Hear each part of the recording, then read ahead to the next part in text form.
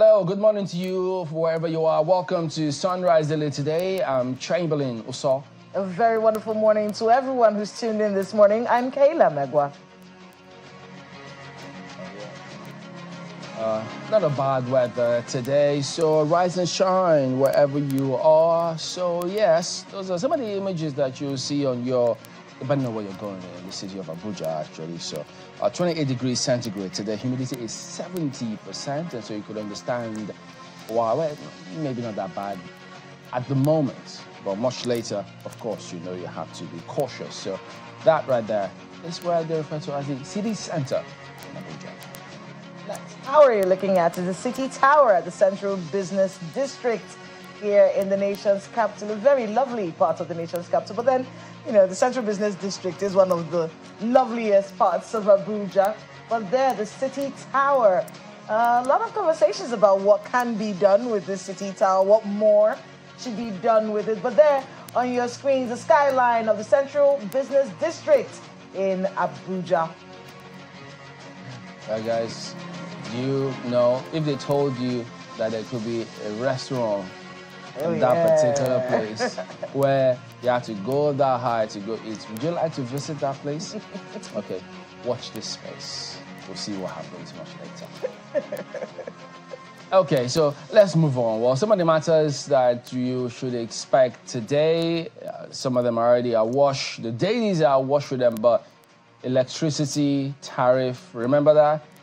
Electricity tariff hike. It's a subject matter. Nobody, well, it's NERC actually, so apologies for that typo, not NURC. So the Electricity Regulatory Commission will be speaking today about what we're going to talk to you about here today and some of the dailies this morning. So that is scheduled to come up this morning. Absolutely, and we're going to be covering that particular press briefing on the electricity tariff, which is something a lot of people are worried about. And that story will be coming up much later. We'll be talking to you more about that. But we do have a lot of other things that are going to be happening today. And I think after we take a look at that electricity tariff briefing, we'll be moving on to sports. The 2024 Olympic qualifiers, the Super Falcons are camping, and they're in a joyous mood as more players hit the camp. And you know our girls do very well, and we'll be rooting for them this time, Chamberlain.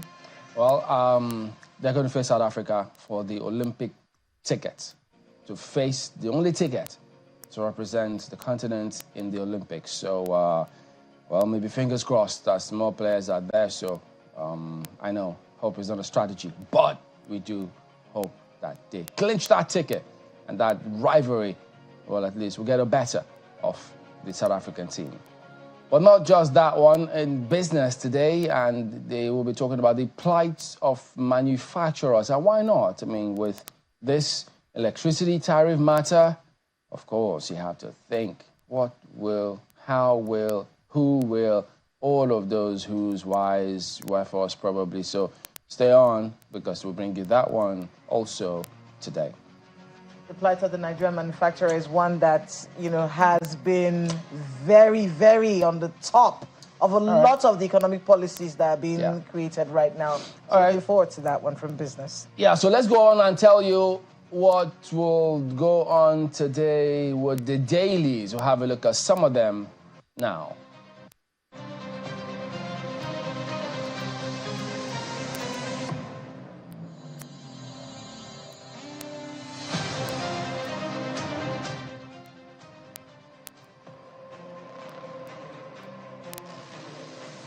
We'll start with The Guardian on today's papers. FG finalizing electricity subsidy removal, plans 200% tariff hike. It does appear as though there will be a lot more question marks and concerns about this lead story on the front page of The Guardian newspaper, and of course, a lot of reactions, as a matter of fact, on this one. And then from then on, you get to see Daily Trust equally following up on the same subject matter, electricity tariff to rise by 300%. That is their own perspective here this morning. Vanguard newspaper, anguish as 30 children, others get kidnapped in Katsina, Zamfara, Delta. So more questions about security agencies and the responsibility that they've got to do. On to the Daily Times. Can FIRS on collision course over Easter message with POS machine? What is this about, you may ask, but we'll focus on that in a bit. News Direct. Marketers mall crash in prices as Dangote refinery begins sale of diesel aviation fuel. So, about time, you say? Who knows? Have a look at leadership. 16 months after flag off, FG halts Kolmani oil drilling. So, again, there might be a lot of focus on this to understand the whys and the wherefores on this one. You have to read it to understand that story. Blueprint. Nigerians interrogate 3.071 trillion naira FAC allocations to states in 9 months. So state governors, you need to answer a lot more questions because now many are asking questions, and rightly so, because they have to ask questions as to what the state are bringing to the table. This Nigeria, 28 girls abducted in Katsina rescued as police confirm release of 9 kidnapped Delta students. So that also features there. Well, following through from this transpired yesterday, Wike tackles Secondus Sekibo for supporting Fubara. So it appears they haven't heard the last of the developments in Rivers State this morning, as you see with the paper here today. And then Business Day, Forex market roars back to life with $1 billion single-day trade. Naira jumps to 1,278 Naira to the dollar. So some interesting development there in Business Day. Let's look at some of the dailies.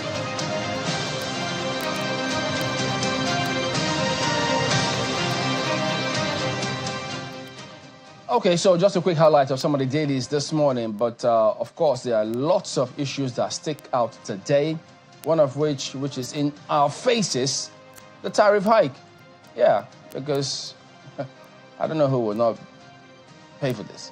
Okay, well, apart from those who the companies of discos say are perpetually owing them and they don't pay, so maybe those categories of people. But for several other people, several other categories, it's not a smiling matter. Take a look at this. I mean, The Guardian has it. Daily Trust has it. Business Day also has it. So I know that they say, well, they've tried to talk about this for a long while.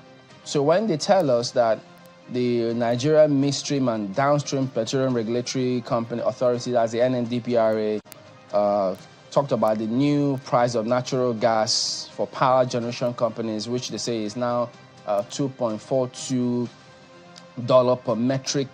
per metric million British thermal units. I think it's MMBTU. And as such, when that happened, it was going to impact on the tariff because, according to them, 70% of our generation is powered by gas, but also have the hydro. So all of those components will have to try and work out, coupled with the laws that exist about what was that question about appropriate pricing. I don't know what that means because there never really is an appropriate pricing. So always as if it's a perpetual matter. But there are big questions about all of this. Now, while the Guardian is as 200%, I think Daily Trust reports about 300% tariff hike. And the Guardian has given you all of this breakdown in terms of rising energy costs. But for this tariff hike for electricity, the huge question for lots of people is, which has, I think it remains unanswered, the charter, the service charter. If there's an agreement, people don't even get the amount, or the hours, the stipulated hours that they're supposed to. Yet, a number of those people are charged as though they were on trunk A line. Those who are on B or C are even charged as though they were there because people are everybody's in a hurry, they don't stand by or bother to check. Or some eventually got to check and found out that they have been swindled all this while. They were charging them premium, but they were not supplying all of those. So who pays? what happens? Who's checking what? I know the NRC is supposed to speak up today about some of these matters, but I don't know what explanation they will give that will be acceptable to people, because the big question always remains, when they do not supply you with what you're supposed to have, what happens? Because no matter what happens, you will pay the tariff hike, because if you do not pay, you will not get supply. So NERC, they've got a big question mark, because many are of the opinion, a lot as a matter of fact, of the opinion that they are far, in fact very far from holding the discos accountable. And why should we even be talking about how many do we generate now? Still under 4,000? Max, okay, still under 5,000? For a population of what, over 200 million people? While countries that are even half our population are generating way more than that? What are we still doing with this? What's our plan in that sector?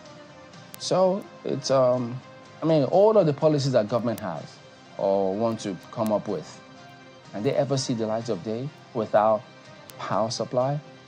I think this borders, it's very good for us to repeat this component. The geometric power example, we have to rub it in the faces of other states. If Abia states can get it up and running with geometric power, what excuse do states have for not doing that or surpassing that feat? What excuse do they have? And Professor Onaji says it takes 3 years. If they're really serious about it, states can achieve that in 3 years. So why keep charging people this tariff hike without commensurate supply? People can write in and tell us, in the last week or two, how has the electricity supply been in your area? I think the jury will be out on that one. I mean, there's so many dimensions to this electricity issue in the country. Like you said, the Daily Trust is actually saying this tariff is going to be rising by 300%. There's so many angles here. The details on it, page 4 of the Daily Trust newspaper, it goes to where CSOs are questioning, you know, the Nigerian is overstretched. I think that's where this story is taking it from Daily Trust. They're taking a look at how the Nigerian is going to handle, you know, this increased tariff. Yeah. And then, of course, there's explanations going on everywhere. We're seeing from the Minister of Power, Mr. Bayo Adelabu. He had hinted that they were going to sell gas to power plants across the country in Naira because of this dearth in, you know, foreign exchange in the country. But I think that briefing that is going to happen today will be a very big opportunity to table a lot of these issues and see if we can get some kind of clarity as to what the situation is and what we should be doing as a people. Because it's one that is going to affect people in such a... We just talked about manufacturers. We talked about the plights that... First of all, the power supply isn't exactly adequate. And then we're now talking about the one that's 300% increase. So it's a lot that's going on and a lot of explanations necessary for this matter. Yeah. As a matter of fact, in addition to that one, the energy cost, I mean, it's good to see. I think the Trust also reported that Dangote Refinery, they're going to commence sale of diesel. I think they say, what, 1 million litre per marketer, thereabout. So, yeah. So when that happens, I know the big question everybody wants to know, is that going to impact on the pump price of diesel and much later petrol? Who knows? If I always claim that they're all everywhere and anywhere. So who knows if they latch onto that, what will happen? The good old profiteering, I think, has it come to stay? We're out on that one too. So who knows? Yes, so those are some of the issues that are at the moment sticking out. It is. I think the electricity story, for me, is still what stands out among all of this. I mean, we've seen, of course, yes, Mr. President Bola Tinubu is on the front page of a lot of papers following his visit to Dakar. So we're seeing that, of course, from the front pages of both the Daily Trust, we're seeing it the front page of leadership newspaper as well. But really, this electricity tariff story, it's one of the biggest ones for me today. Yeah, as a matter of fact, you know, that visit, the inauguration of Senegal's president, Africa now says, the youngest at the moment. So, you know, the thing about that is, yes, Nigeria, we've had our fair share of very young leaders during the military era, but this is a democratically elected one, so we get the point. But it's equally important because getting it right at that stage politically, you know that you will be on course to ensuring that policies, right policies that are put in place and formulated, because when that happens, you can then see the economy thrive. You will see every other sector thrive, because you know what they say, it's a cliche now, you know, a lot rises and falls with leadership. So if we do not get it right with leadership, we know we've got a challenge. Even the president himself has said it, that we do have at least some grounds to cover. We'll have a huge challenge when it comes to leadership. While several people think our leadership recruitment process has got to be revisited to ensure that the best of us rise and then get out there and do things, and not the worst of us. You know, might is right kind of mindsets. It shouldn't be the case in this case, or in any case whatsoever, when it has to do with getting the right people to lead over 200 million people. That is huge. And I know a lot of people have always said that if we get it right, we know how far we can go. So those are some of the issues that we'll focus on this morning. So stay on with us. We will be right back.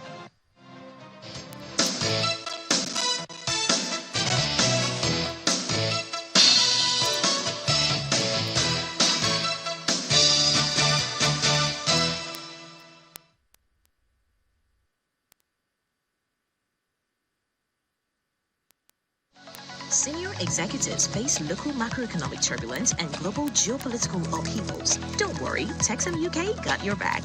A transformative journey with Texam Strategies for Sustainable Organizational Success Program, April 24 to 25, 2024, in Lagos, will position you and your organization for these challenges.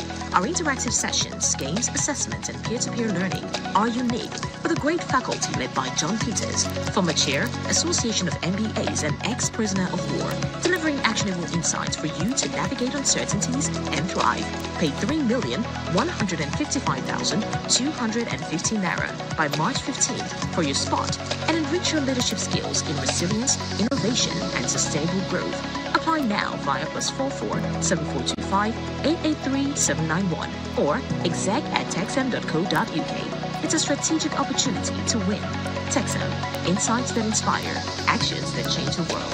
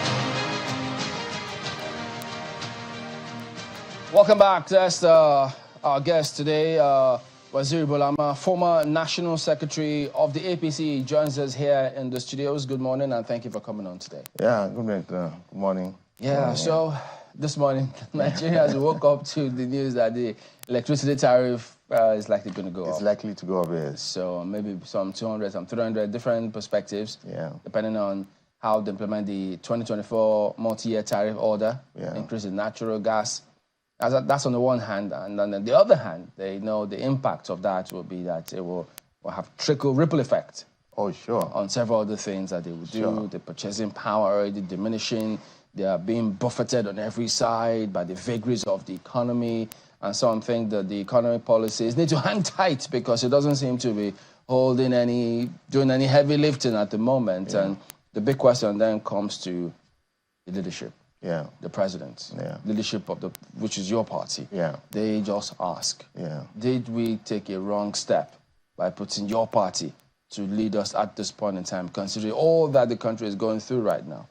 No, absolutely not. You know, we had, there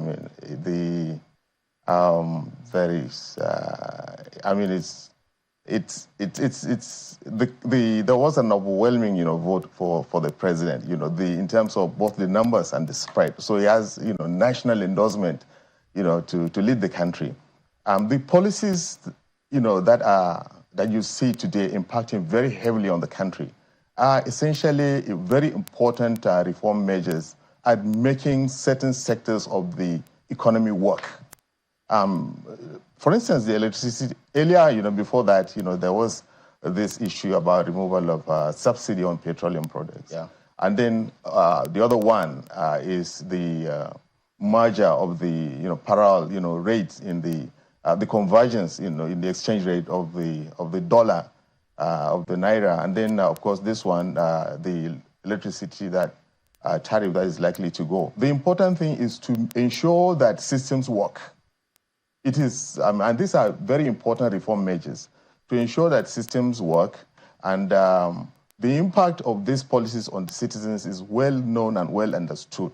Measures will be taken, of course, clearly to ensure that the impact of these policies on businesses, on individuals, on homes, and on people with salaried, fixed incomes and so on, the impact of these measures are ameliorated. So, but the fundamental, step are all reform measures to ensure that systems work. For instance, the first one, which was the removal of the oil subsidy, everybody was, there was a consensus all over the country that a lot of money was being, thrown away in managing, the subsidy issue. And then the other one, the exchange rate issue too. There was the issue of arbitrage and giving, so these are all measures, economic measures aimed at ensuring systems work. About the part where you say there was a consensus that a lot of money was being frittered away by a certain group of people, much as there are some who had concerns considering the message that the political class was selling to people, that subsidy was being for the elite, it was a fraud, it came across as though it was only them that will be affected when subsidy is gone. But alas, people saw that it was way much more than they were telling us. They were not telling us the whole picture. And secondly, when that was going on, till date, maybe you can tell us, since you're within the eggheads in the party, is there anyone being prosecuted for the so-called subsidy fraud right now, that they said it was fraud upon its removal? Well, I cannot go too much into the details of this, this discussion really on this particular issue because I don't have enough information on it. But the point is that just as you see the people who were given, who were granted, foreign exchange, at low rates that they turn, out to sell at higher rates to the real people who are in need and so on. There are elements of misdeeds, in the whole affair, but I don't know to what extent the government is looking back, to hold some people accountable. That's for the foreign exchange component. Yeah, and as well as even the fuel subsidy issue as well. But we don't have any information. You can't tell us if there's anyone being prosecuted. No, I don't have any information that much detail. But I think it's that suggests there's nothing going on at the moment. No, I do, because you know, really, I mean, I'm not inside government, you understand? I'm a party leader. I'm a member of the board of trustees, you know. Yeah, but and, if anybody is going to court or being prosecuted for subsidy fraud, the country will know. But the point is, there's nobody right now. Well, so far, none. So but the point is that that's one and the point is that we cannot say that the matter is closed anyway. I mean, yeah, we're not saying it's closed. We're saying at the moment, no such thing, because we thought, I mean, I thought it was basic that if they thought it was fraud, people were engaged in fraud, unless you want to give them a slap on the wrist, unless you welcome the so-called fraud, as they told us, you will prosecute people, they'll face the music. Well, to that the way the former CBN governor is. At a certain point, really, I also felt that, you know, too, I mean, the public knew, I mean, heard that, you see, there was fraud. Okay, if you stop fraud, okay, what of those people who are causing the fraud? You understand? I mean, that is an issue, really. Yeah, and, so no information on that yet. Yeah. And then in addition to that, when you say lots of people thought, okay, well, subsidy needed to go, but there's supposed to be a method to the madness. People did not say, remove the subsidy without any plans whatsoever, in a knee-jerk reaction manner, which was the way it occurred and it came across. It was much later. We're now grappling to see how we can put in place policies after the horse has bolted from the stable. And so that was not what people thought, because the effect, many are still feeling today. So the way they went about it was not the way it was supposed to. Yeah, but this issue has also been exhausted, you know, the discussion over, you know, the method of the decision or how sudden you didn't add that part, so that's why I thought to remind you. Well, but the point is, it was something that was already expected, because, you see, the 2023 budget never provided for subsidy payments, and the budget, you know, is low. So what the president did was simply to announce, but I mean, all this, the leaders in the petroleum sector, all the elites in the country knew that as from, you know, June 2023, there was not going to be subsidy payment, because there was no provision for subsidy payment in the budget. That's why they should have planned properly in terms of what they were going to do about the removal, and not just their focus on the announcement of the removal without putting in place measures. Well, you see, the point is, whichever way, I mean, that decision has been taken, and the government has already, you know, taken so many measures to absorb, you know, the impact of this policy on citizens. I mean, you keep talking about that, about absorbing the impact. Yes. You also mentioned that when you were talking about this increase in electricity tariff. Yes. How? How do you want to absorb the impact that this is going to have? The Daily Trust is actually reporting that this money is going to move from 68 naira to 200 naira. Yeah. So how do you want to absorb the impact of that? When you remove fuel, when the government in power, who is a member of the party, you rode on a lot of promises. When you took away fuel subsidy, you said you were going to help cushion the impact. This cushioning, is it the palliatives? Is it the rice that is the cushioning of the impact? A lot of these policies that have come up as some kind of stopgap measure to cushion the impact of the removal of fuel subsidy, in many ways have not exactly cushioned the impact, because many Nigerians are dealing very severely with a lowered standard of life. So they will look at your party, which is where that's where Chamberlain's question came in at the time. It's your party, we're going to be looking at you and say, did we make the right decision or not? You said cushioning again with the increase in electricity tariff. How? There are, you know, I don't have sufficient data at the moment, you know, to give, you know, all the details of the measures to reduce the impact of these policies on businesses and individuals, you know. But the point is, there have been a raft of measures, you know, from all, you know, sectors, you know, Ministry of Agriculture, Communications, the increased allocation to, you know, the subnational governments, the state governments, as well as the local governments, and so many, you know, others that have been made possible to really reduce the impact of these policies, you know, on the citizens. Some have started working, you know, some are still, you know, slow in coming, you know, impacting on the citizens. But the most important thing is that these measures are all important reform measures to ensure that systems work, wastages are reduced, you know, burden on wastages, on the economy are reduced. These are the fundamental things. What can you tell us about, because, I mean, there are those who don't understand how the ruling party took over from the predecessor of the same party. Yes. They thought that they will at least have a proper understanding of what the policies were previously, and then, you know how they say, hit the ground running this time, because it's the same party. If it were a different party, the bottleneck usually is the handover, in most cases, not smooth. But in this case, they thought that that proper coordination would have happened. But from what people can see, it comes across to them as though there were so many things that where this government were in the dark about with the previous government. Yeah, you see, you have to also take this look at it within the context of the maturity of our parties. You see, the parties are not yet, become solid, ideologically. The manifesto of our party, which is the outline of our promises and undertakings to Nigerians, have not been properly developed. In fact, the one in our party has been, many years now. It's not gone, updating. And also there has been, a different, the approach to leadership by the different, elected leaders, who, administer leadership without recourse to the party. So this kind of... Is that what happened the last time? Of course, you see, it is not hidden that, for instance, the first 8-year rule of leadership of our party from 2015 to 2023, was largely, the governance was driven by 3 factors, security, economy, and corruption. You understand? There was no sufficient work to integrate, you see, this objective, to the party's manifesto, and to also the leadership of the parties at the subnational levels. There was no harmony and so on. So these are all things that have,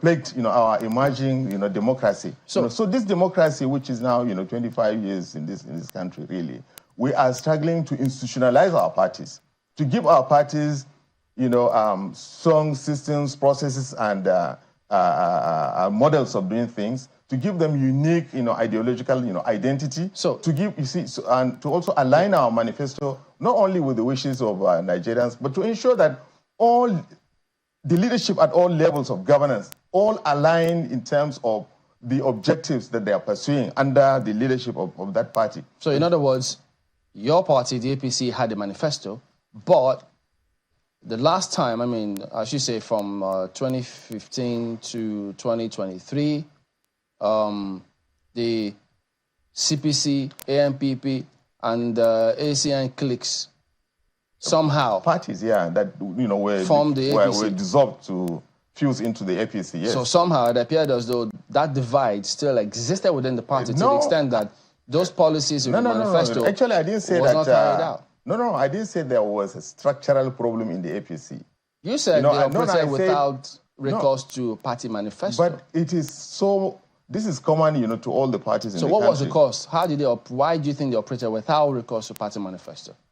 We are the democracy in Nigeria is still young. It's a fledgling, democracy from 1999 till 2023, and we are struggling to ensure that the parties work. The parties are ideological. The parties have systems, processes, and procedures. All these things are very difficult in emerging for the parties to have strong corporate structure and so on. So this is something that is similar. This is happening. This has happened in many other countries. Yeah, but the point is, it wasn't a government of national unity. It wasn't a coalition government. It's the same party. Yes. What's so difficult about all of you being on the same page in the same party, or at least those who are up there in the same party? Democracy takes time to build. Parties take time to consolidate. So it is not peculiar to Nigeria. Going forward, we learn from lessons and improve, on our performance to ensure that, what we offer Nigerians, is unique, And we have systems and procedures within our ranks that are very, very certain and transparent and accountable. This takes time to do it, but we are doing our best. We have stuck together, you see. Do you think as your best is good enough? Pardon? You think your best is good enough? I'm not saying it's, of course I will not be talking like this if as the process is a process. If the situation is that good enough, I won't be talking like this. You know, you ask me about a very delicate question which most people avoid. What, for instance, I mean, the difference between the leadership of the first 8 years of APC in government and today. This is a very delicate question most people, you know, run away from. But I'm trying to tell you, as an insider, as a professional, my own understanding of the fundamental issues that are responsible for this difference in approach to decision-making.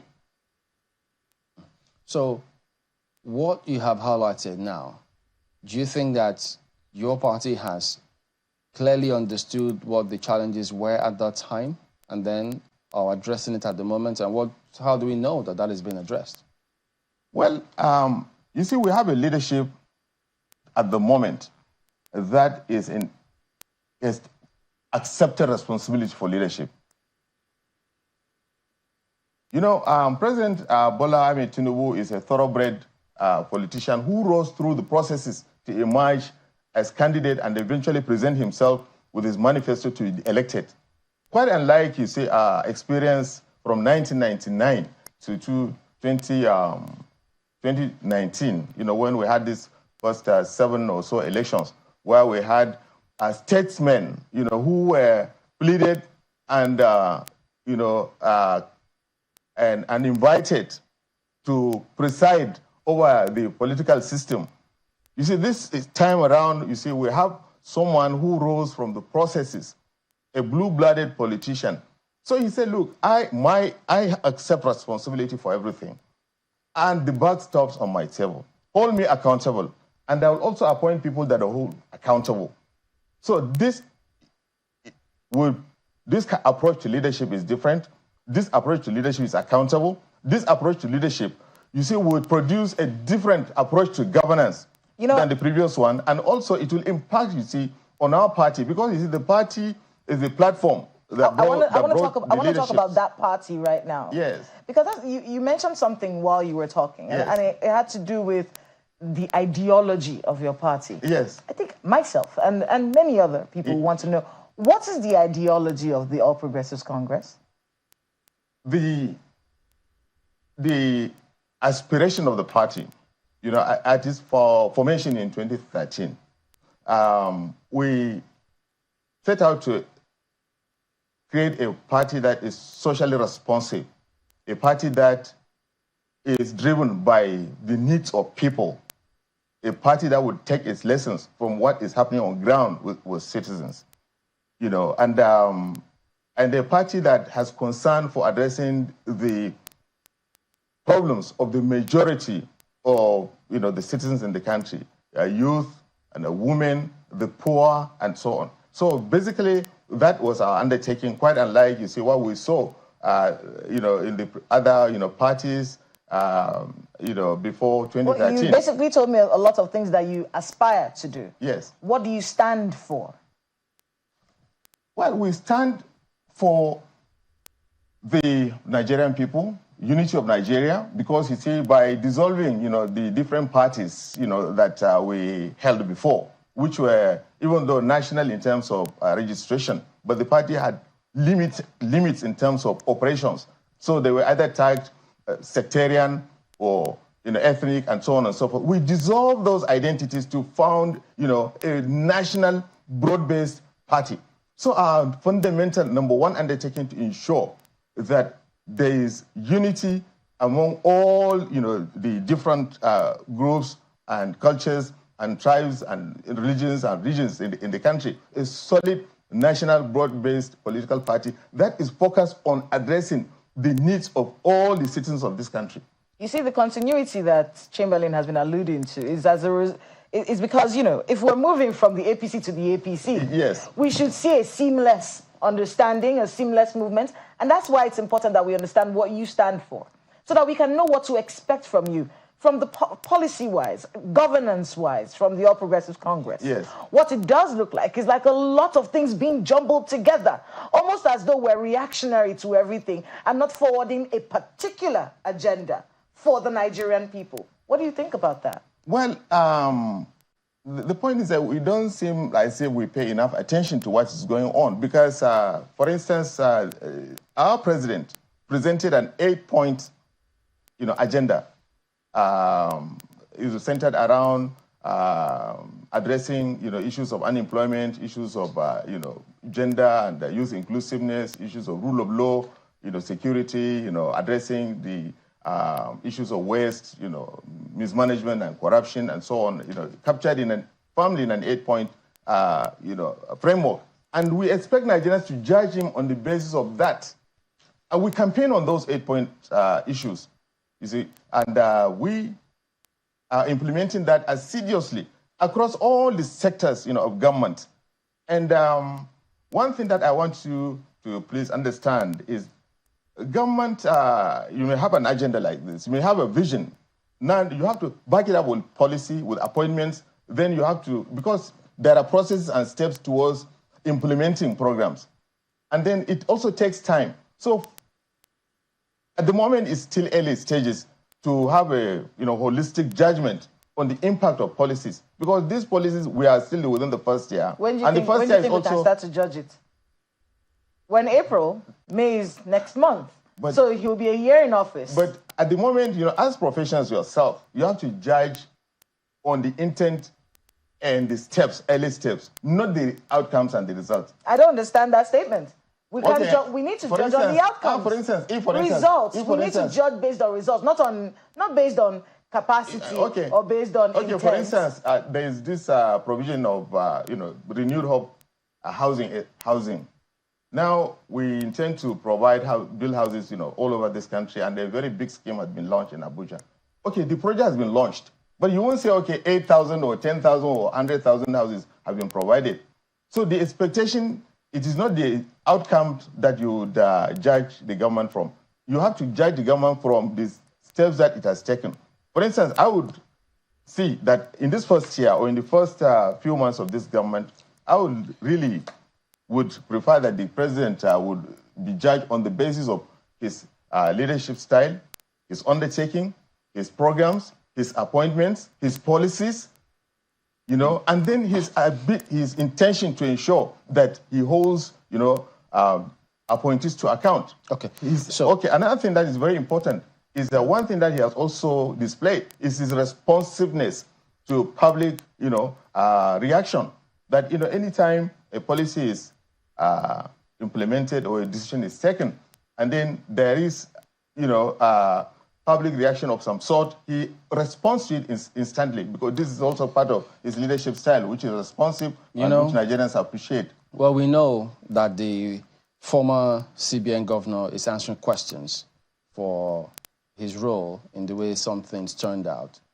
And when you talk about this president's intentions, several people always say, look, but in that last government, there were several other names that were ringing bells in terms of their role in what transpired, what happened, how they went from zero to hero in terms of, pocket-wise. And many thought, yeah, if the CBN governor is in custody answering questions, they must have gotten some key details. And the public expected several other people to answer questions because he didn't do all whatever it was he did alone. And so what could the intention of this government be then, since you speak about intentions? Is he giving some people a slap on the wrist and letting them go just like that? Because you don't see several other names answering questions. This is not, this government is not an autocratic government. It's a democratic government that has to govern by the rule of law. And the responsibility, for accountability is as much on all of us as much as the president. So the president said, hold me accountable. So if you have evidence that something went somewhere, something went missing, you have as much responsibility to bring this out, because the agencies of government responsible for investigating and prosecuting are there. For me, I mean, this is where I will stop. I'm neither the EFCC chairman nor the Justice Minister to give you updates. Do you think that was the approach or investigation? But the point is, this man said, look, I am going to take responsibility for decision. Do you? Any bad decision, I am going to reverse it and also punish anybody found taking decision. And he has done so. Even under this government, his own minister, who had been found to have done something wrong and so on, the person was apprehended. So what penalty did the person face? In government, there are processes, comrade.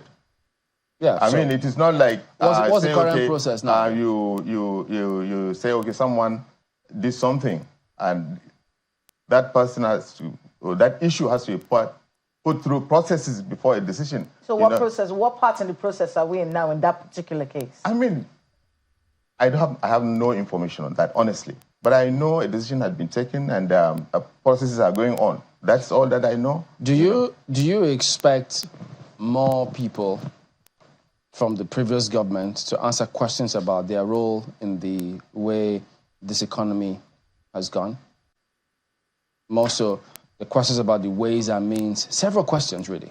Do you expect more people to answer questions? Well, if the situation warrants it, if Nigerians, expect it and demand it, if there is evidence. No, you are a Nigerian. No, I'm asking you. I'm a Nigerian. Do you expect? I don't think anybody has the right, not even the president or anybody has the right to expect to allow some crime to go on, or somebody who committed crime or took money, Nigerian money, to go and go scot-free. So I mean that is the situation. But then every issue has to be taken on its merit, and every issue has to pass through processes. And so that is as much I can say on this issue. So you expect at least more people to answer questions for their role, because it wasn't one person. It was a team of people. But I don't have information on that. No. I'm not asking if you have information. I'm asking, do you expect... Expectations. Do you expect that to happen? Well, I expect that either the previous government or even much earlier governments or even this government, if there are issues of wrong, I expect the government to act. All right. So still on, some of what's happening up there in terms of the kind of results we see now, the governors. Yes. In fact, the governors of your party, for instance, because, if I talk about other parties, they may say they are frustrating us. The governors of your party, are you satisfied with how they've carried on in terms of the resources they are getting from FAC allocation and how they're governing their states? There is a general consensus in this country that there is no sufficient oversight over what is happening at these subnational levels. There is a general consensus. Nigerians are not satisfied with the way, governors manage states and local governments. So it's not me, but everybody, almost, everybody, except probably the governors, but nobody is happy or satisfied with the way the states are managed, because they are not accountable to anybody, And they also, manage the local government and its funds. They use completely appropriate. So they don't listen to the party chairman if he tells them, look, Nigerians are not happy? Well, the national chairman of the party has no authority, to tell them Nigerians are not happy? He can only, he can just give advice, But the point is that we saw a situation where even presidents, just give advice to governors, but they don't, instruct, governors. Because that's what our constitution... Does the party meet with do you meet with governors from your party from time to time? Of course the party meets, the governors and all the elected What kind of people. conversations happen at these meetings? Well, any issue thrown up by the agenda of that particular meeting is discussed. So, there hasn't been a time when the governance issues at subnational levels came up in those meetings. It never came up. Not to my awareness, because, personally, I left the management of the party, quite a while ago, it's been quite a while. So I don't have the details, really, of the content, of the, discussions. Okay, so while you were in the party, yeah, you know that if vast majority of Nigerians are not happy. And if a chunk of Nigerians in states governed by APC are not happy with the performance of the party, chances are that they will not vote the party next time out. So it will have direct impacts on whether or not they're going to elect officials of the party across board. That's why we ask that, is it that the party doesn't consider all of this and tell the governors, look, this is the feedback we're getting from the people. Now, even if other parties are not bringing a lot to the table, you, members of our party, we think we owe you that responsibility, and Nigerians at that who put us there, to tell you, the governors, you have to do more than you're doing now. You know, Chamberlain, even though you're putting the APC on the spot because we're in power, but the point is, you see, there has been some serious thinking. I mean, there is some serious issues, some questions raised, you see, on our democracy. For those of us who are really managing issues of strategy, analysis, and so on the health of our democracy and so on, there are disturbing issues really with the Nigerian democracy that is noticeable, but most people really haven't taken note of it. For instance, the 2023 elections produced the biggest voter apathy in the history of our elections. 94 million Nigerians registered to vote. Only 24 million Nigerians, which is about 26%, which by all global standards is very low.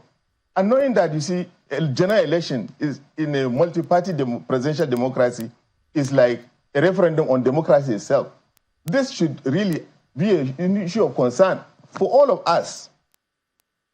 That is why, for instance, people show rejection. They don't come out to vote. Really, they don't feel incentivized to come out to vote. Well, elections held, we won the elections.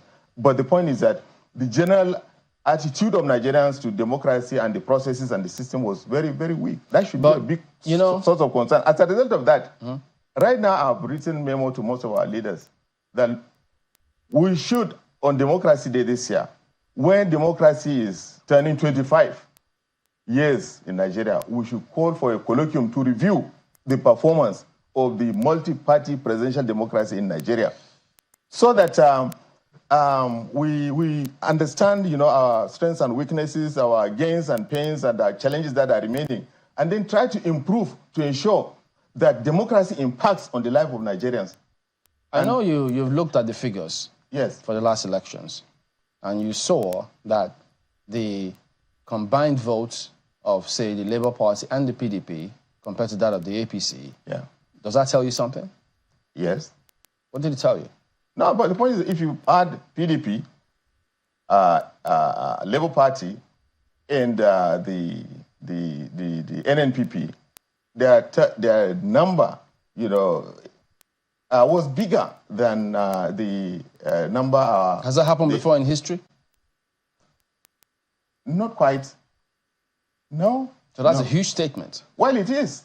It is, especially knowing the fact that the quality of elections has improved in Nigeria. Did it? Yeah, it has improved. For this last, which elections? The 2023 or the governorship elections? 2023 election. I can tell you that it was the best election, the most transparent. Well, you're on the APC, so I won't expect you to say it was not the best election. No, let me tell you this. I'll be disappointed. First and foremost, before anything else, you see, I'm a Nigerian. I'm a professional. I'm a fellow of the Nigerian Institute of Architects. And actually, you see, my goal in the political process is essentially to correct things. I'm a process-driven person, you see. The point is that, you see, the thing is, I can tell you, and besides, the last 4 presidential elections, I've managed those elections at the level of Directorate of Strategy, 2011, 2015, 2019, you are aware, I was the Deputy Director General of the campaign. 2023, I was the Director of Strategy of the Grassroots Presidential Campaign. I have data and I monitor the processes, the workings within INEC, within the security systems, voter behavior, and all these things. The election in 2023 was best. In fact, the only thing is about the IREF the issue of IRA, why it was not, the results were not transmitted to the central portal and so on. But this one is just an addition. Otherwise, you see, at every polling unit, the results were declared, and every party agent and every party leader knew the election results. I'm glad you talk about data. Have you or your party conducted any poll whatsoever to gauge the opinion of Nigerians to support your claim that it was the best election? Look, we have not done that. Actually, every party, so on what basis every party is supposed to do a kind of a postmortem. On what basis then? Elections. On what basis are you saying that it was the best election? Because several people don't think so. It was the best election because there were independent observers. Look, don't you see this civil society? That's not the criteria per se. The Nigerian civil society groups in charge of who are monitoring these elections are very independent, very enlightened, and they're very robust. We have a lot of respect for them. They're very professional, and they said so. The international community that monitored this election also said so. Well, international community. But the point is that in any case, if for instance, it's the opinion of Nigerians that matter the most in our elections. And in any case, would you, for instance, would I, as an APC man, if I did a review of the election or a post-mortem and showed you, would you? That's why I asked. Wouldn't you feel that that's why I did say, did you conduct a poll with Nigerians to gauge their opinion about the last elections? That's a question I did, not within your party. But the point is that I told you for free that the outcome of the 2023 election, the data thrown out by the election, is sufficient statement on what Nigerians feel about democracy in Nigeria. So when you talk about the challenge we face, and this came about because the question I asked about the performance of the governors. Yes. So your party is the ruling party. You have the majority in the National Assembly, even among the governors. So what policies are there to improve our elections that your party cannot take? Pardon? Your party is a majority in the National Assembly among the governors. Yes. So if there were issues that we need to improve, or policies that we need to formulate to make sure not just our elections now, and then the quality of leadership is a lot better. Yes. Why is your party not doing that? No, our party is doing well in promoting, lawmaking, for instance. For instance, in the 9th National Assembly, that went, was able to, for instance, amend the Electoral Act. You understand? Yeah. Let me improve the quality of elections. Right now, there is also, effort to amend the Electoral Act again, and also amend the Constitution again to be responsive to the needs of Nigerians. You've seen several Nigerians going about looting what they say, warehouses, even private warehouses now, because of the economic situation they feel is really hard for them to bear. Many of them in the states governed by your party. Isn't that a direct feedback as to the policies that are being put in place, either at the center or at the subnational level? Well, you see, there is volatility, in the country, on our streets, and in our rural communities and so on. This volatility is driven by many factors. Number one is lack of deterrence. That people deterrence in terms of people. You see, if they see a truck, carrying goods, they impound and steal, or they go and break into warehouses and steal. Deterrence, number one. But the other issues are poverty, and as well as frustration. These are the other issues, are the main issues, sir. Yes. It is the main issues. Yes. A poor man will not. Someone who has food to eat in his house will not go and be stealing from a food truck. That's why I say so. Poverty. There's poverty in the country. I mean, it is not hidden. It is not hidden. But we are one of the points in the 8-point renewed hope agenda is the reduction of poverty, and there are many, many measures taken to empower Nigerians. To not only reduce the impact of these policies on them, but at the same time to make them productive, to give them opportunity to earn incomes and create revenues for themselves. All right, we have to thank you for coming on this morning. Is that all? So you just called me to harass me and... You know, I didn't know you wanted more. We thought you had enough. We thought you had enough, so we started to. But actually, it's time for business news. Waziri Bulama is the former National Secretary of the APC. He's also an architect. Thank you for coming on this morning. Thank you. It's always a pleasure. Yeah, well, business is up next, so don't go away.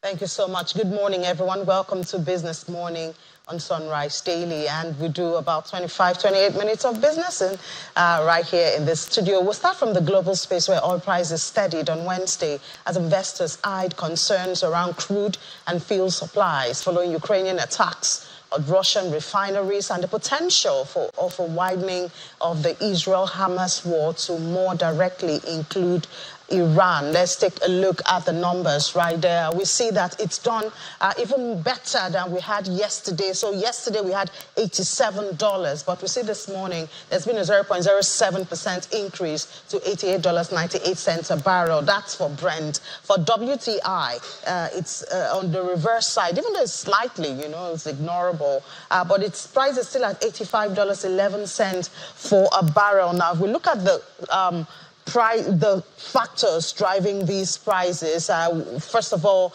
telling you that more attacks on Russian refineries by Ukraine, that's another one. I think this is the third one has been shot and is threatening, of course, supply from that country. It's curbing output of gasoline also and diesel fuel.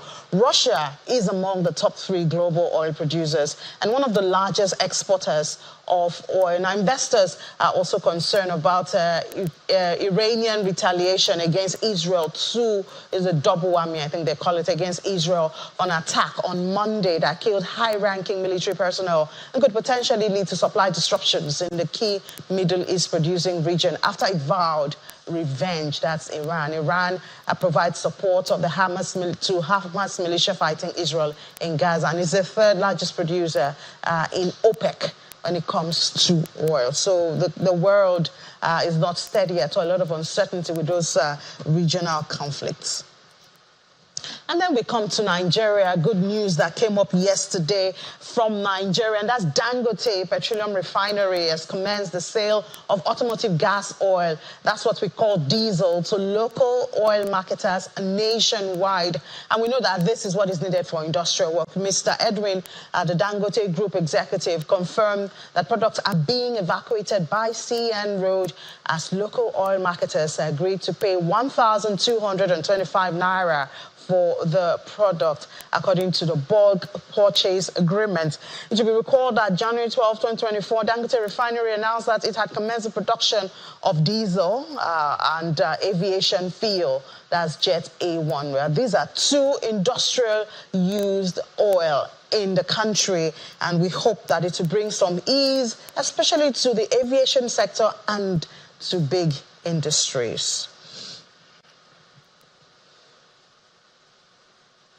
And it's still good news, for the Naira this week. I think it's 2 weeks running now, and we're seeing appreciation on the Naira. We have those numbers right there. We see NAFEX continued the appreciation. Gained 24 naira 75 kobo yesterday. Great one. That's for NAFEM to close there at 1,278 naira 58 kobo. So this warms the heart if you have to do things with dollar, obviously, for the session. It experienced improved supply of the USD. Consequently, the Naira gained 16 naira 41 kobo to close at 1,292. That's at NAFEX. It closed 1,292 naira 98 kobo. I wonder if manufacturers are giving a sigh of relief at this time, or if it's too soon for that. We know we still have a long way to go. I'm looking for 700, worst case scenario, so we cannot relax yet. And now let's do some corporate, financial statements everywhere. If you go to the website of the NGX, you see a lot of reports there. Yesterday, we had that of Transcorp Hotels PLC. They reported a 36% year-on-year revenue growth of 41 $6.5 billion for 2023. So there you see 36% growth in revenue to $41.5 billion. Operating income also, as more money available for operations, went up by 50%. And that's a whole lot. 13.1 billion is where it hit. And profits, I think the hotels have recovered from COVID. That's why you will see Transcorp Hotel record more than 100% profit, 133% at 6.1 billion. Their assets presumably also went up by 5% to 126.1 billion. Another company that we also looked at when it comes to their financial statements is Berger Paint. Berger Paint also did well for itself, and I'm sure the investors in these companies will be smiling to the bank. 25% revenue growth to 7.91 billion naira. Profit also more than 100%, 125% profit, and pre-tax profit at 799.8 million. That's for Berger Paint. More results coming on, and we'll see more activities at the NGX. And of course, the recapitalization of the banks will turn attention to the banking sector, even though the market closed negative yesterday. Now, looking at the real sector of Nigeria, there are potentials that obviously have not been exploited. One of them is I went to southern Kaduna some years ago, a couple of years, I think about 3 years or so, and in the very rural area where you hardly have electricity supply, you see people go to their backyard and without even planting, they harvest ginger in large quantities. Imagine what Nigeria can do with that in southern Kaduna. And that is just an example. But for this morning, let's look at some of those potentials. Let's not get tired of talking about the potentials, even though it can be frustrating. But let's look at some of the potentials of ginger coming from southern Kaduna. Kaduna State in the northwestern region is the largest producer of ginger in Nigeria and Africa, accounting for more than 60% of the country's total harvest. The ginger species grown in Kaduna is known in the international market for its quality and highly medicinal value. Other features that make it distinct include aroma, pungency, high oil, and allurism. According to the Minister of State for Agriculture, Mr. Aliyu Abdullahi, Nigeria's ginger production has the capacity to add $6.29 billion to the country's economy by 2030. Unfortunately, expectations from that projection may be cut short due to epidemic known as ginger blight that's ravaged many farms in the last farming season in southern Kaduna State. It's estimated that ginger farmers in the area alone lost close to 20 billion naira, in addition to losses incurred by farmers in the north-central states of Plateau and Nasarawa. With a new farming season up ahead, the National Agriculture Development Fund is putting in place necessary checks to prevent a recurrence of the ginger fungi disease. From the findings so far, it was realized is a fungal infection that has affected this crop. Now we have settled research to really find out which one do we treat. Is it the soil or the seed or both? They are working on that seriously, and I'm sure the result will be out very soon. Ginger for us is not merely a crop. It is a lifeline for thousands of families, a key export product, and a symbol of the hard work of our people. We look forward to this task force supporting and revitalizing ginger farmers and stakeholders within the ginger value chain. Though painful, there's a lot to learn from the experience of the 2023 epidemic. It really affected my farm. I had 2 hectares of ginger that we farm, but to my greatest surprise, I think what I got from that farm is not up to 1 bag. And my neighbor also was affected. On reaching his farm that day, he saw a surprise. When coming back, he saw me on my farm. He was telling me he has seen wonders. I was begging him. But before I reached home, that man died that day. So it became a thing of surprise and concern. But I just depended on God for protection because I knew God will make a way for us where there is no way. And that is the way He has made for us now. Nevertheless, there's optimism of a more successful planting season with the intervention from the government. With this program, we're highly happy. We are too happy. We don't know what to say. What we only pray is that the government should continue like this at the plight of the farmers. Beyond the immediate intervention, more research is being done to address the root cause of an epidemic that threatens Nigeria's position as the largest ginger producer on the continent. We are providing, based on the state government's advice, the farmers are going to go on a crop rotation. So we are providing inputs, as we've mentioned earlier, so that the farmers can grow maize and sorghum. While acknowledging the negative impact of the ginger blight, the Ministry of Agriculture reiterates that there's great urgency in ensuring that the farmers bounce back quickly to prevent Nigeria from losing its place as a top producer of ginger. So there you have it. It's a heartwarming story with the promises. But of course, if Nigeria is the largest producer of ginger in the country, how much of that are we exporting? In the days of scarce FX, how much can we get from ginger? You see the farmers there still using the local equipment, hoes and cutlass for farming. How many of them have mechanical or practice mechanized farming?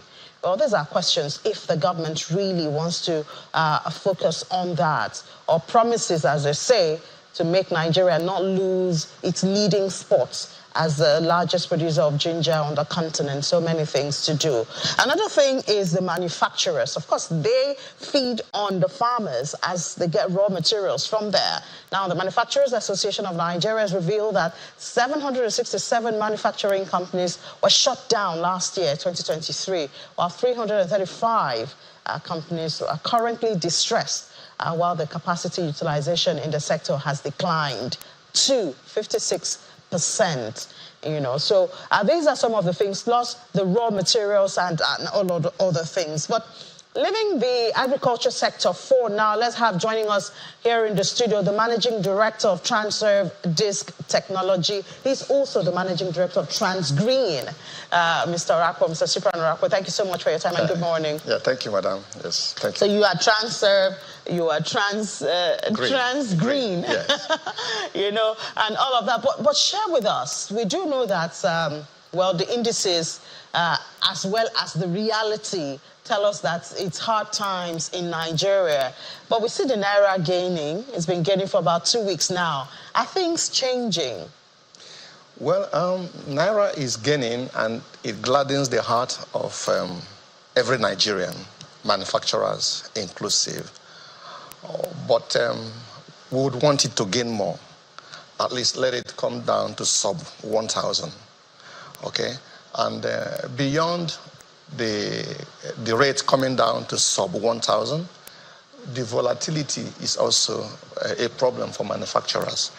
There is no manufacturing company that can survive such volatility, the rate at which it fluctuates.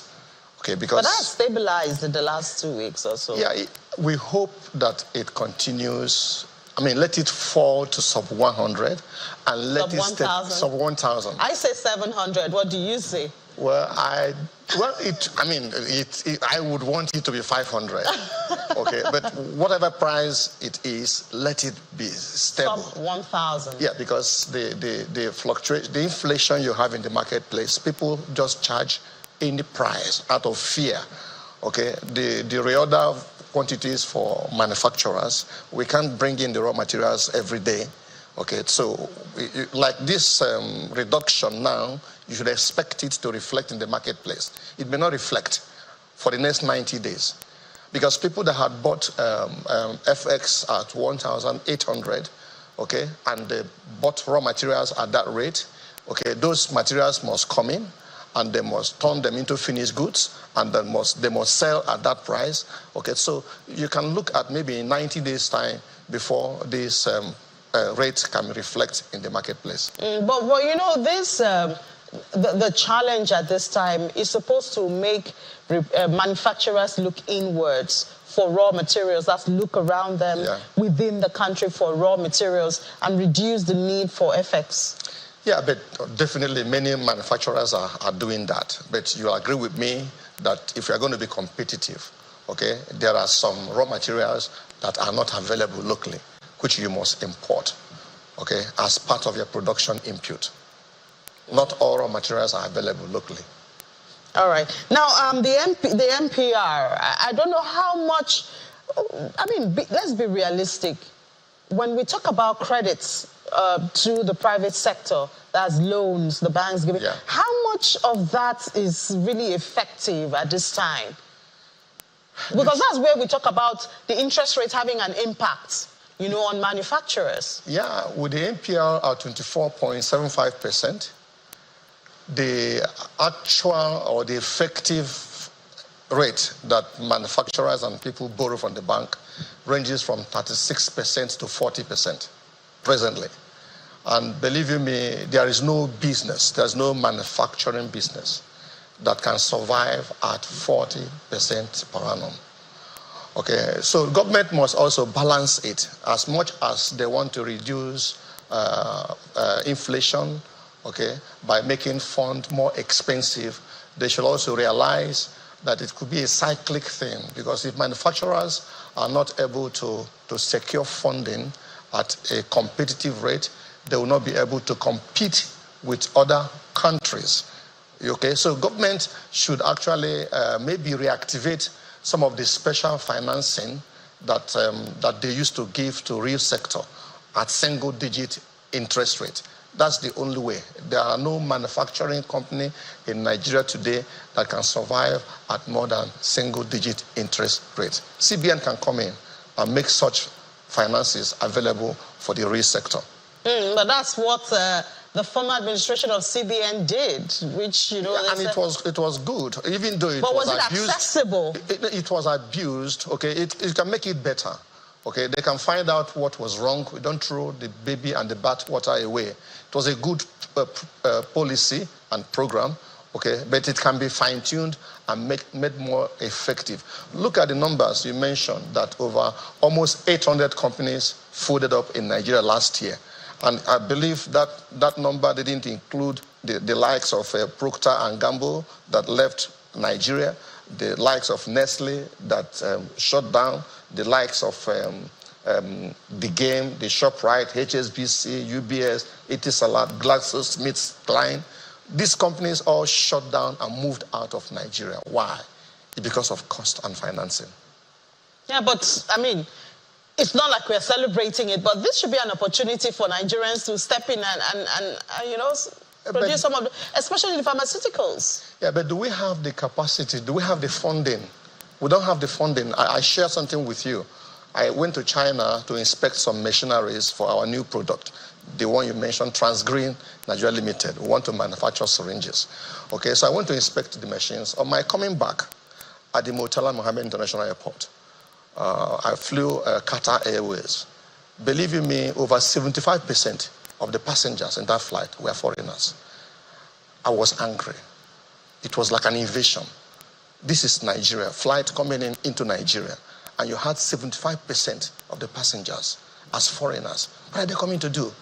They are coming to take advantage of the opportunities that are in Nigeria, because Nigerians are not able, we don't have the capacity to take advantage of such opportunities. We don't have the money, we don't have the capital, we don't have the resources, we don't have the financing.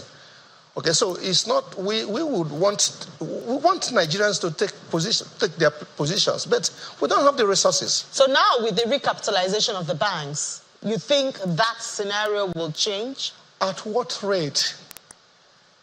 At what rate? That is the point. At what cost and at what rate? If the interest rate remains at 35% to 40%, it won't make any difference. Even if there are 20 trillion economy, it can't make any difference. Because we're competing. We have Chinese to compete with. We have Indians to compete with. We even have neighboring West African countries to compete with. What do you produce? How can you survive at 40% interest per annum?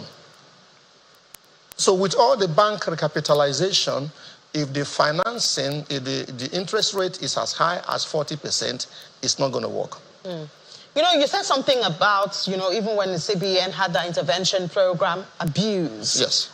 When we talk about tax holidays also, we talk about abuse. Yeah. So I just wonder how we will go around this abuse, because at the end of the day, it is still you and I, the human beings, the Nigerians that abuse this system that we so desperately need to boost our production. But that's why we have the government.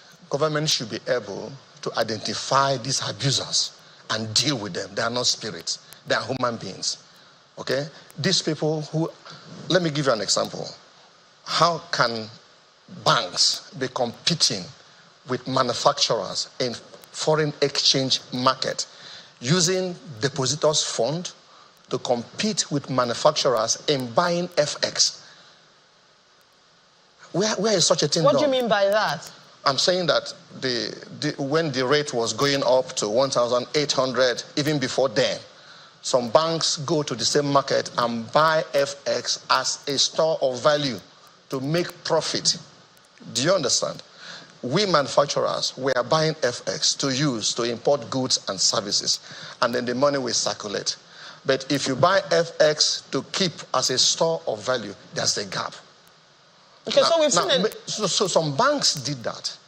Why would they do that? They should buy FX to sell to their customers, and not to buy FX using our depositors' money to buy FX as a store of value because Naira was being devalued or depreciating. Okay, so, I mean, we've seen a lot of attempts by the CBN to handle things like that. We've seen them like a 100 statements, you know, giving directives and guidelines. Do you think that has been curbed? The time for action, I can't see much action. When CBN made a policy that the bank's net open position of almost $5 billion should be sold, okay? I don't know which market where they sold $5 billion and the rate did not come down. The rate did not come down after the deadline that government gave. Did they sell those $5 billion? If they did they sell to their companies in quote, or did they sell to manufacturers? Okay, government can actually investigate and find out this instruction that we gave, that this $5 billion should be sold. Whom did you sell this money to? They're not spirits, they're human beings. Do you understand? Okay, these are the basic things that government can come in to do. Government must intervene. No country ever floats her currency 100%. That the rate is dropping is simply because government began to intervene. Government had to sell dollars to BDCs. Government had to start retail bidding, which they have done once. The moment government began to do retail bidding and selling to BDC, the signal, the alarm began to blow that you can't keep your dollars. Dollar is going to crash. So people began to offload their dollars into the market. That's why you saw this price coming down. Is that sustainable, though? Why not? The intervention. The intervention is sustainable. The issue is the willpower of government to punish and to sanction the people who are making the system not to work. If government should sanction one bank or two banks, okay? If government should come in and do their job. So you're accusing fingers at the banks here. Both government and the banks, like I said, it's hurting to many manufacturers. When we go to the market and then we ask our FX dealers, and FX dealers will say, so and so bank. You know, you can't compete with them. That was then. I don't know whether it is still happening now, but that was what was happening before. So what do you see now at this rate? You know, we've seen the Naira gain now about 2 weeks. We've heard pronouncements. Unfortunately, the issue of insecurity is still biting hard. What do you see maybe by the end of this year for manufacturers at this rate? We've seen man count the number of manufacturing companies that had to be shut down last year. We're hoping we will not get to that number, you know, by the end of this year. But what do you see? Yeah, there's hope, okay? I can say even my own business, when the rate began to tumble down, when it was going up 1,800, 1,900, many of us were ready to give up. Okay, we're ready to shut down. But when the rate began to come down, it brought a kind of hope to us. So we look forward that this year we end better than last year. But apart from the rate, there are so many other things that manufacturers face. The ease of doing business. What happens at the port? Why should we have so many agencies at the port? Okay? Why should that be so? It takes you not less than 2 weeks to 3 weeks to clear out your consignment from the port. It ought not to be so. But we had a lot of introduction of technology and we can't see it work. It's not working in Nigeria. It's not working. Ask an average person using the port services. You can't bring out your goods less than 2 weeks to 3 weeks. If it comes out in 2 weeks, it's a miracle. But we're promised 48 hours clearing. And now we have the customs duties, also moving this way and that. Yeah, because of the rate, as the rates change, like for example also, but the government, I think government is coming in to check that. Yeah, because we have another movement. We had another movement, I think yesterday, of the customs duties increased again. That's a problem because there's no way manufacturers can plan with that. If every week the rate at which you do your duty assessment changes, how would you plan? Before you ordered for the raw materials, before you have a plan, you have a rate, you did your numbers, then suddenly these numbers change. And when they change significantly. It's a problem. All right, thank you so much, Mr. Cyprian Orakpo, Managing Director of Transurf Disk Technology, as well as the Managing Director of TransGreen. Yes, ma'am. Thank you. Wish you the best in your new endeavor. Yeah, thank you. All right, so it's not been easy for manufacturers, but seeing the Naira appreciates in this few weeks gives hope to the manufacturers. But of course, we're asking for more. Speaking on behalf of the manufacturers now, let's also see some positive movement when it comes to ease of doing business. The port is one major one. One of these days, we're going to bring that up right here on the program, doing business at the port. But anyway, we're almost out of time. Let me just give you the numbers for the market yesterday, the NGX. For that matter, it was a red day yesterday. The all-share index lost 0.04%. If you remember, when we had a conversation at During Business Incorporated, the intraday, the market had gained, and our analysts had expected that it would close in the green. Unfortunately, he missed on that projection. So it closed in the red, but we're still on 104,518.14. Equity cap is still at 59 trillion naira. And the sectors were mostly in the red yesterday. Banking, our lovely banking, most liquid counter down. Consumer goods slightly down, so it's still a safe. Insurance, however, is beginning to lose some of the gains that it accumulated last week. So we see insurance down 0.37%. Gainers for yesterday were May and Baker, Ikeja Hotel. See, the hotels are coming up. We talked about Ikeja, Transco Hotel the other time, Ikeja Hotel. I think investors are beginning to look the way of hotels again. Charms also was the top gainer yesterday. The losers, UACN, Livestock, and Julius Berger, they dropped yesterday. More market numbers and analysis for you at 1 p.m. Among other things, we'll have 55 minutes during Business Incorporated. You don't want to miss it. I'll be back by then, back to the Sunrise Daily Studios.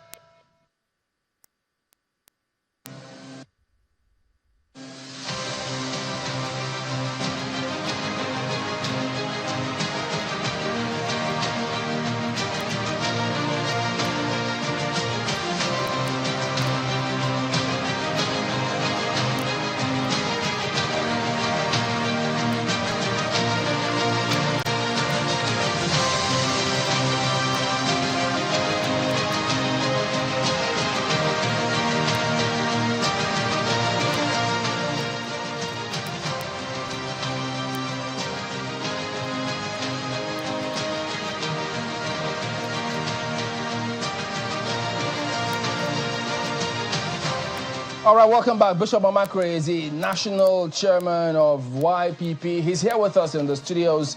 Good morning, and thank you for coming on today. Iman Chamberlain, thank you so much. Yeah, so... Good morning, viewers. This election and the inauguration of the president of Senegal, of course, causing a lot of introspection in the country at the moment in terms of where we are, how we progress, the continent as well.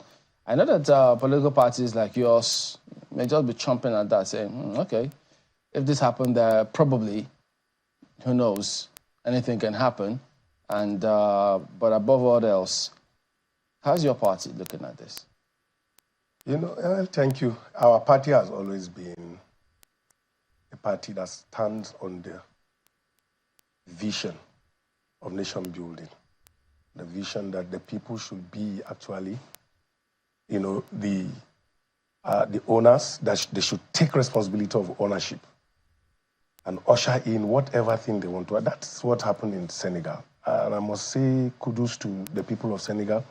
3 things worked out for them: ownership spirit, resilience, and that spirit of patriotism. But that wasn't all. Sorry? The continents.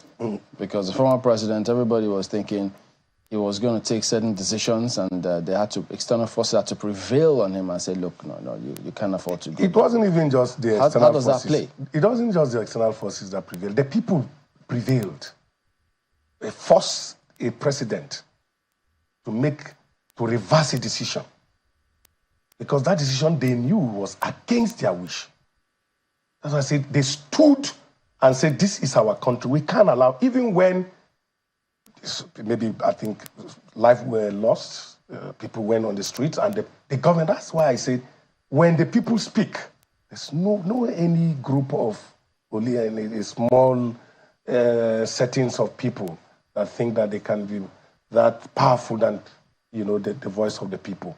And if Senegal can actually set this kind of pace, I admire Senegal a lot. Frankly speaking, I think in this sub-Sahara region, they are taking the lead in terms of democratic stability.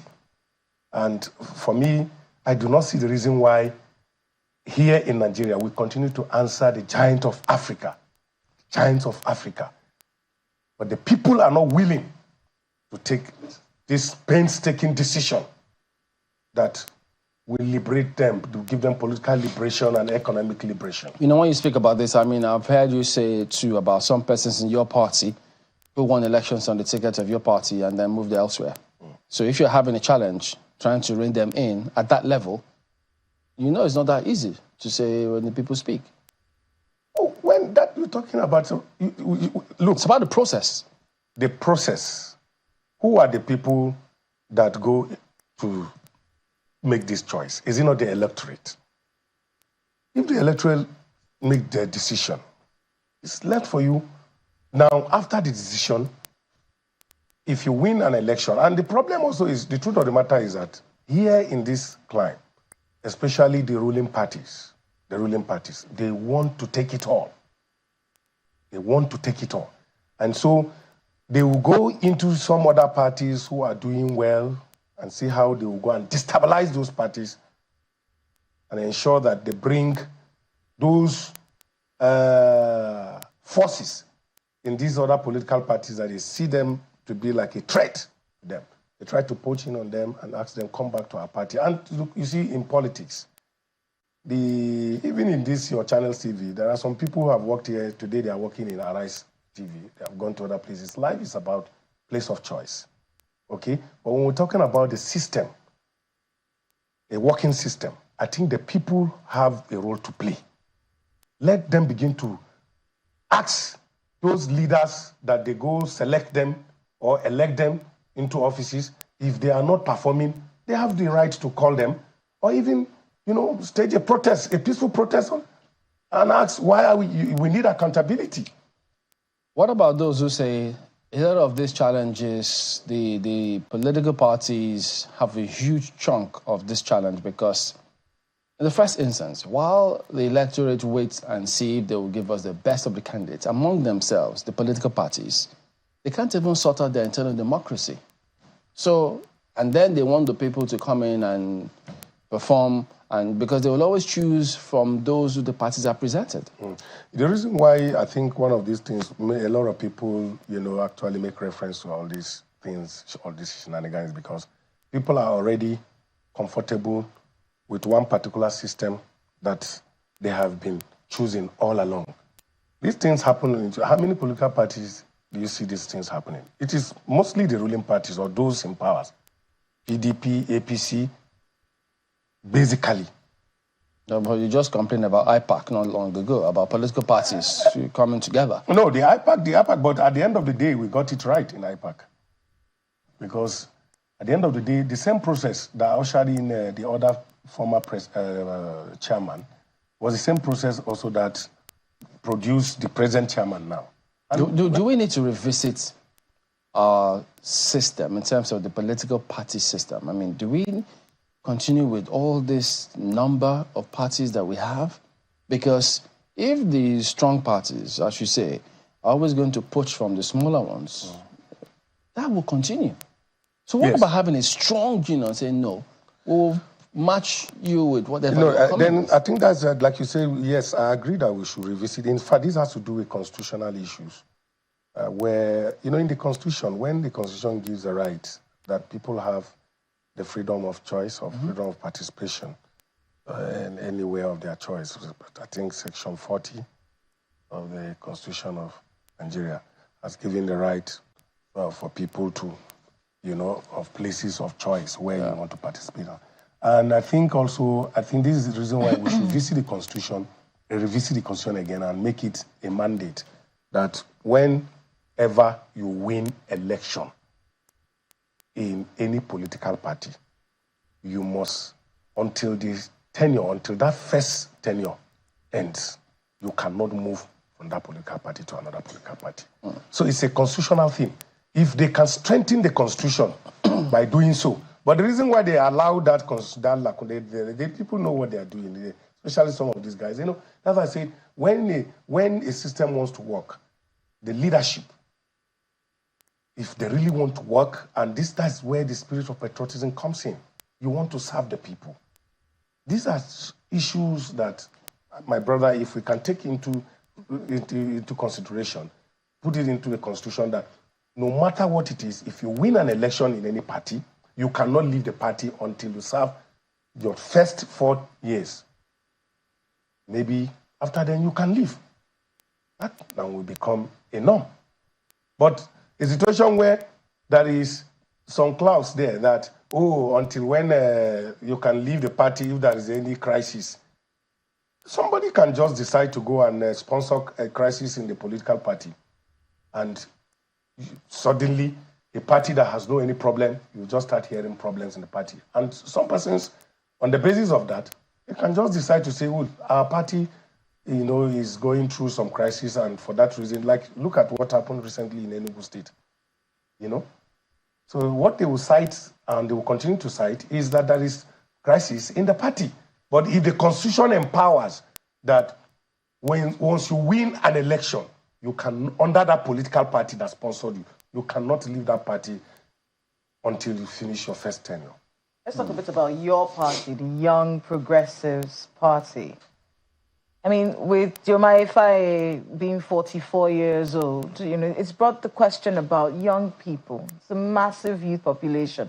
We're talking about political parties. We have about the same number of political parties as Senegal, 19. Yes. And they had just 7 million voters, but someone was able to win over 50% of the votes. When it comes to managing, the youth population, especially when it comes to your party, because your party stands out as the one that is the young people party. It's supposed to be. How have you been able to harness that population of young Nigerians to see your party as where they can stand behind the candidates that they believe in? Thank you so much. I've been receiving these questions over and over time, several times. And thank God you're also in Nigeria and you have been around the political space. You know what happens here. Each time you try to reach out to people, the first question they ask you is, where is the money? Do you have some money that you can bring? Our party has sponsored candidates, even for free, in this country. Even the last general election, we have given people nomination form for free. Young people. But at the end of the day, a situation where you even have, among some of these young people, not believing in themselves, they will gather themselves and go to one big we, or these people they call political godfathers, and they will tell them, we don't have money, just give us some money. We will join your camp, we will collapse our structure. It's terrible. It's a terrible situation. You're saying it's Nigerians that are the problem? I must say this. To some extent, I think the electorate will have their problems. Why? Because if any electorate, somebody who will just subject to inducement, and you accept, in Senegal, you were there. Did you experience any sense of inducement? The people spoke, and nobody was ready to take any dime from anybody. After all, even the passer or whatever was not ready to also give out anything. And why? Because the system is working. Maybe the security are there checking. We have a lot, honestly, that we are really battling with. So as things stand now, the people cannot speak like that, so to speak. Yeah. I have not seen that kind of enthusiasm. I've not seen that kind of enthusiasm. I mean, the people there also came under a lot of attack. The protests. But they resisted. Protests have been since last year. Yes, they resisted. They resisted the protest. Even from the day the president announced some of these their gimmicks they wanted to play with the intelligence of the people. Yes, the people resisted. But in this climate, when the people take some decision, and maybe when the government just intimidate them or whatever, they go back to sit. So what I'm saying is, I've not seen that kind of enthusiasm, that spirit of resilience. That's why I said what worked for them in Senegal. There is this spirit of resilience.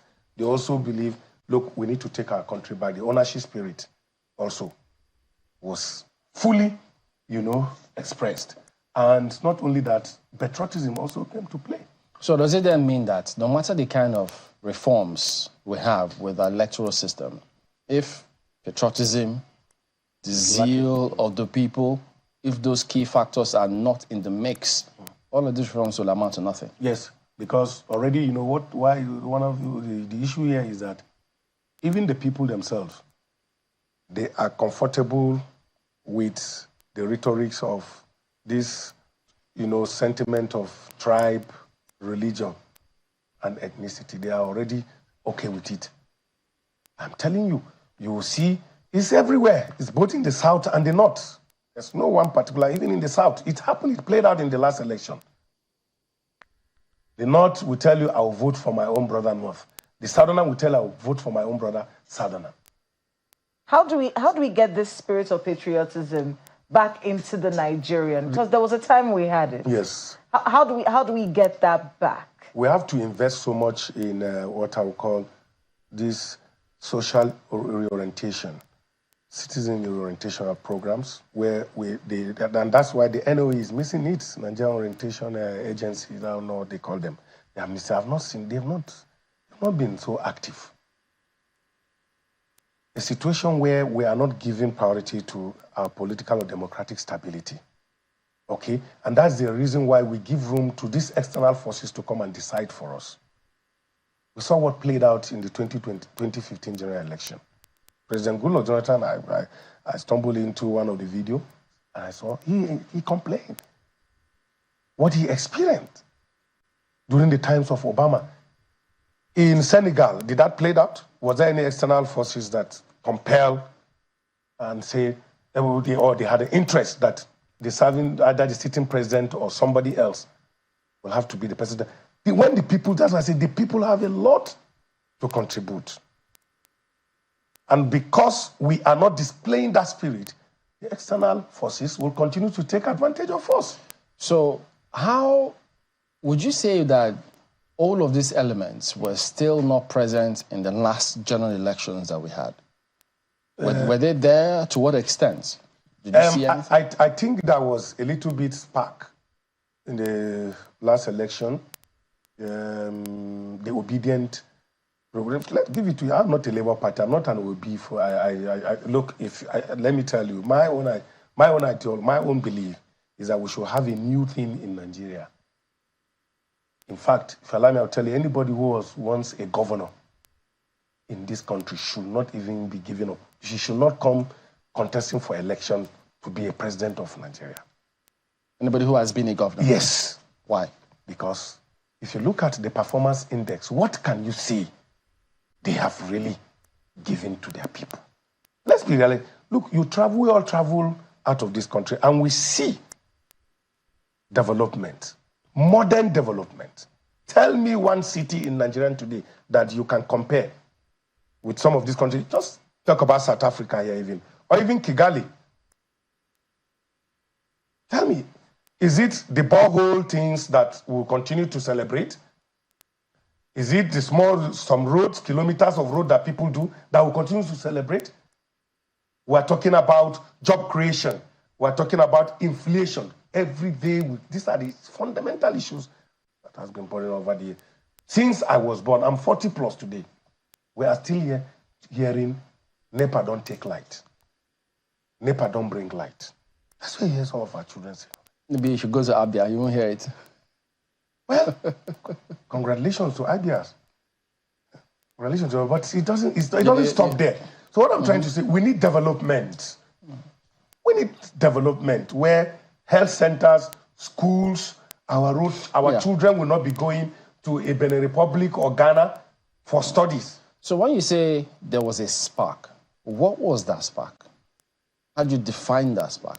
The obedient movement was a spark.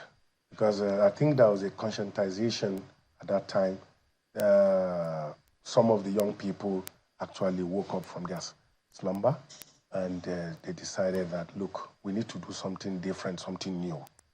And they believed. And the message the OB was sending to them also was resonating with them, just like what Buhari did to the Talakawas in the north. Was it the one that was selling the message, or young people just thought, look, we needed to take back something, and then they looked for somebody who is closest to what they could identify with and latched onto that person? Was that not how it turned out? Yes, that's what I'm saying. That the message Obi was sending to them, Obi was saying to them, Obi came with some kind of pedigree, what I would call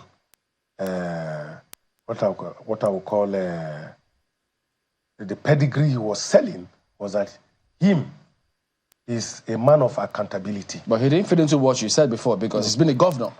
That's what I'm saying. You said anyone who's been a governor should not be. Yes. But they thought otherwise. That's what I'm saying. To them, it was between the red devil, or how do you describe between that? The devil and the deep sea. Yes, between the devil and the deep sea. So they felt among the top 3 or 4 leading candidates, to them, Obi was the most preferable one, because he was selling the narrative, telling them, look, go to Anambra, I left so amount of money. That's what some people want to hear. Go to Anambra, I left some money there. I don't travel. I don't have shishi to give. I don't do this. I don't do that. So, and some of those things were resonating with them. I wish that spark came from your party, because your party is Young Progressives Party. Yeah. Who was your candidate in the last election? We had Akeredolu Ibrahim. Why wasn't that spark coming from your party?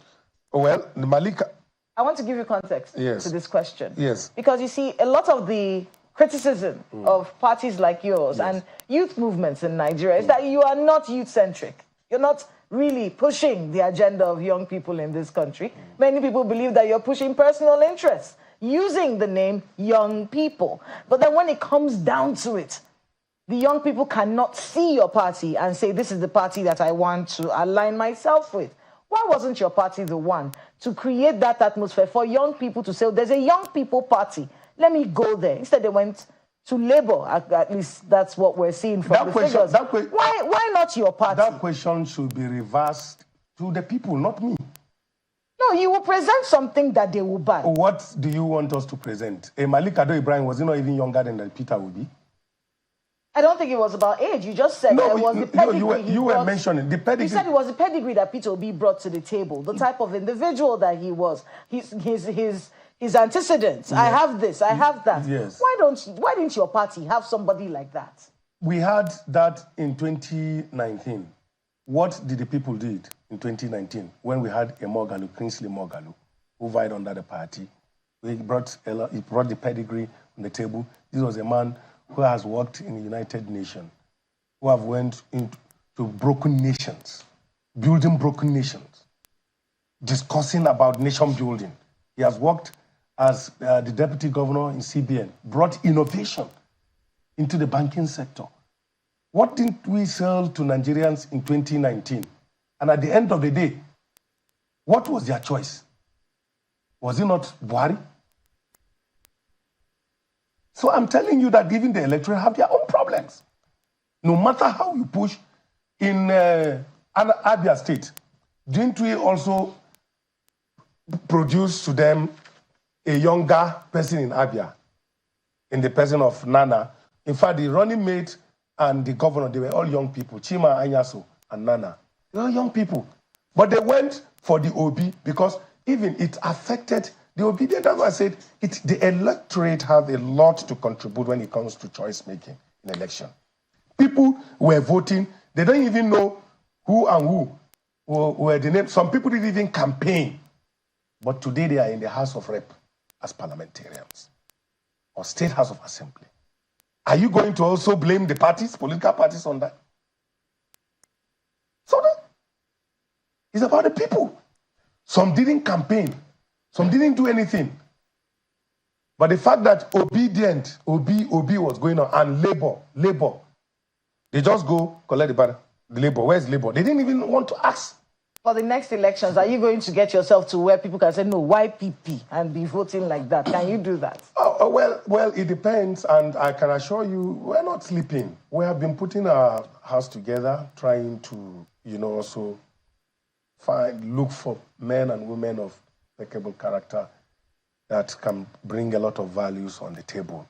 In every election that we have contested since the inception, since YPP came into establishment 2017, we have given Nigerians, 2019, we gave them Mogalu. Mogalu canvassed the whole nooks and crannies of this country. At the end of the day, they decided to vote the other way. This last election, what's his name? Malik Ado Ibrahim. This is a man who has a background. He's into the energy power industry. He has done a lot. He has spoken to the people. But at the end of the day, they made their choice.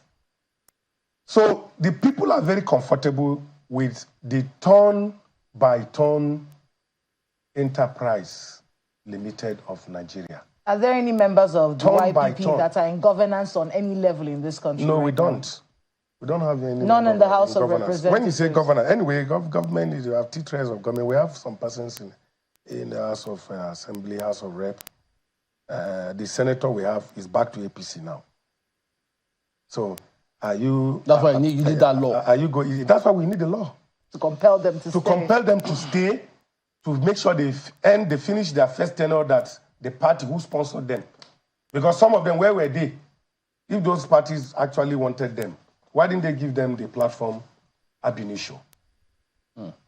Why didn't they give them the platform ab initio? Other than that, what key thing do you want to see, probably with the amendment of the Electoral Act, which they say they are doing now, to see how that can, one, either improve the elections, the quality and process of elections, and then, two, get a lot more people interested in participating in elections? Yeah, I think, like I said before, I think we need to also, the electoral reform is eminent. We need to look back. The parliamentarians need to do a lot of work there. Number two, human factor in this. Like, for example, the last election, a lot of people were bashing the INEC chairman. Forgetting that the INEC chairman is one person that is sitting in Abuja trying to control. There are some field marshals that are somewhere that are the real persons doing the job. The INEC chairman will just sit down in Abuja controlling. Even when I experience it, even me as a national chairman of a political party, I know what I experienced in some of the components of our structures in states. What did you experience? Sometimes when you give instruction, they do otherwise. And that otherwise, it will not come to your knowledge until the day. Even when you try to make findings, you say, they will go and they will cover some things, they will tell you it's done well. Until the day it will be done on you. You will just see it like as if it's something like you call abracadabra. The more you look, the less you see. So the human factor is there. People, Nigerians, my dear, there is a lot of conscientization, orientation that need to be carried out. If we need a system to work, it is the responsibility of all of us. There must be a positive attitudinal change towards ensuring that we have a nation that works. It's the responsibility of all of us. All of us. It's a multi-stakeholder obligation of every citizen. A good place to anchor, Bishop Amakwe, National Chairman of YPP. Thank you. Let me also let you know, sorry, the truth of the matter is that the dynamics has changed. It's not going to be business as usual. 2027. All right. We'll all be here. By the YPP will produce the next president of this country. All right. Okay. Well, thank you all. Well, thank you all for watching. We'll see you next time. I'm Chamberlain, so goodbye. Have a wonderful day ahead. I'm Kayla Magwa.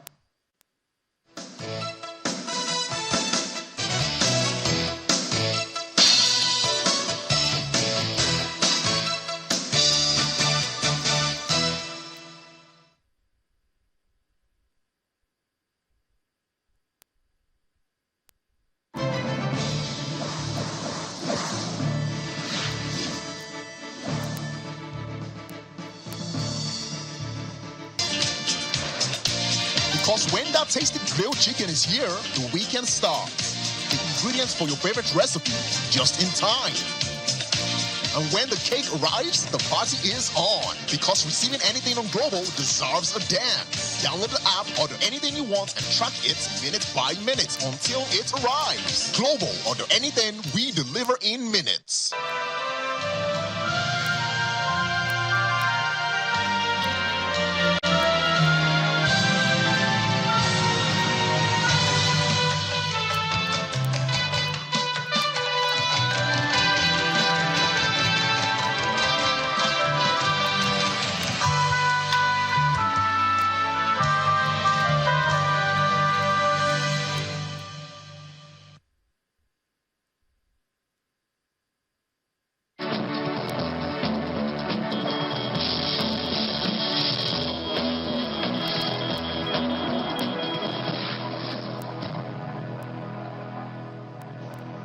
Thank you for staying tuned and welcome to News Track on Channels Television. I am Bukola Koka and these are the stories we're following for you this hour.